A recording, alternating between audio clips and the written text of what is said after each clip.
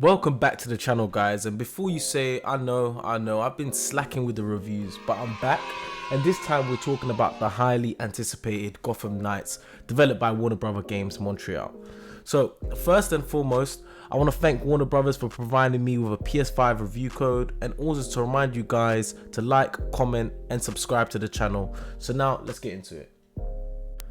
So for those that aren't aware and you have been living in a cave, Gotham Knights is a new open world third-person action RPG that releases on October the 21st, 2022. Players take the role of the Batman family, which include Batgirl, Nightwing, Red Hood and Robin, to go forth and protect Gotham City in the aftermath of Batman's death.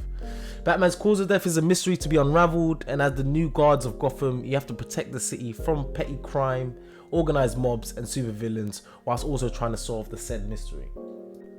So before we start, I think we need to talk about the elephant in the room, which is the graphics and performance, because there was an announcement made via Discord by the Warner Brothers devs that Gotham Knights would not have a performance mode and would run at 30 frames per second for consoles. I can actually confirm that unfortunately this is the case. As you can see here, there are no means to toggle or change any of the performance settings. The reasoning behind it was due to the types of features included in the game, such as untethered open world co-op. Adding the additional option of a performance mode would not have been as straightforward as lowering the resolution and getting a higher frames per second. This is very disappointing, especially considering the fact that the game is running on Unreal Engine 4 and you have untethered open world co-op games like Dying Light 2 running at 60 frames per second for consoles such as the PS5. All that being said, I love the way the game looks. The bright neon lights of Gotham City really bring it to life, and jumping across rooftops really made me feel like a superhero in my own right. It's just a shame that the sub 30 frames per second was noticeable when it came to the in-game cutscenes or faster moving scenes, and there wasn't any obvious use of utilising the DualSense controller for the PS5, but it wasn't really a deal breaker. Now, this review was written before release date, so there may be a day one performance patch or an update in the near future, but as of this review, that has yet to be the case. Let's talk about story and gameplay. As I said earlier, Batman is dead. Yes, it's not a spoiler either, because the Warner Brothers Game Studios have literally confirmed it. The cause surrounding his death, however, is a mystery that you'll need to solve by night.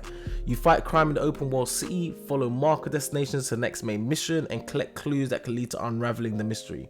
By day, you return to the Belfry HQ, which is the home base of the four Knights, for players to track progression, upgrade gear, and switch between and manage characters after night patrolling. For some reason, I felt the open world crime fighting that you could do each night just wasn't compelling. If anything, it just felt like a chore after a while because there wasn't that much substance to it. Multiple times I'd circle each of the 5 districts of the city on Batcycle or just by swinging round by grappling hook to encounter the same woman screaming for help because thugs were trying to get into a car for the 10th time that night, only to be rewarded with clues to premeditated attacks the following night or some resources for crafting. However, the way that I could take on these groups, either stealthy or engaging head on, really made for a different experience each time, and I felt a sort of sense of elation after every successful encounter. Controlling each of the characters outside of combat as well felt really stiff at times, as if the characters were not agile enough to climb buildings, jump because there's no dedicated jump button unless you are prompted to on screen, or anything else other than grappling to and from destinations. In the end, I used the Batcycle more and more to get around, which was really cool and fast paced. But I will say that the 4 protagonists themselves are extremely likable and really well written, regardless how you feel about controlling them.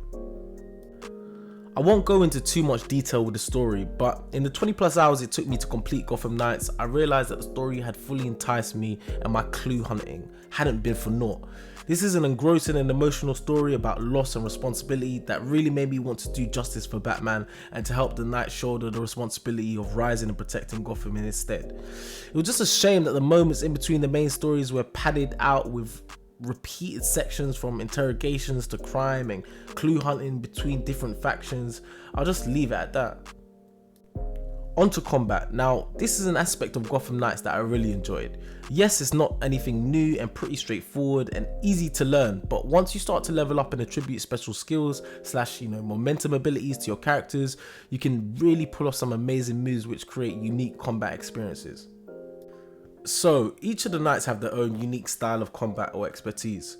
Batgirl's fighting style is more kickboxing and is an expert with a tonfa, which is pretty much a police baton. Nightwing's fighting style is Kali and is an expert with dual sticks. Robin's fighting style is Wushu and is an expert with his quarterstaff. And Red Hood has guns, and I guess his fighting style is, you guessed it, guns. Each of these different playstyles, as well as the aspect of momentum abilities, which are special skills handed to the characters, had an impact on sprucing up the combat. So finally, the multiplayer. When I could actually get into a game, because I was disconnected quite a few times, and overall the multiplayer experience wasn't as smooth as I would have liked it to be, I would definitely say it's one of the biggest draws for Gotham Knights. Fighting alongside one of your superhero brethrens before riding off together on bat cycles really was a standout moment for me. You can either crime fight around the district of Gotham or just do some story mission together, but either way it was a fun experience. So if you have a friend and you want to play co-op, I would highly recommend it. However though, there's no crossplay functionality. Overall, Gotham Knights was an enjoyable experience, and whilst it doesn't really push the boundaries in terms of technical performance for next-gen gaming or provide anything we haven't really seen before, it's something Batman and non-Batman fans alike can get into. As always guys, if you like the review, please give it a thumbs up. If not, give it a thumbs down and let me know your thoughts in the comments.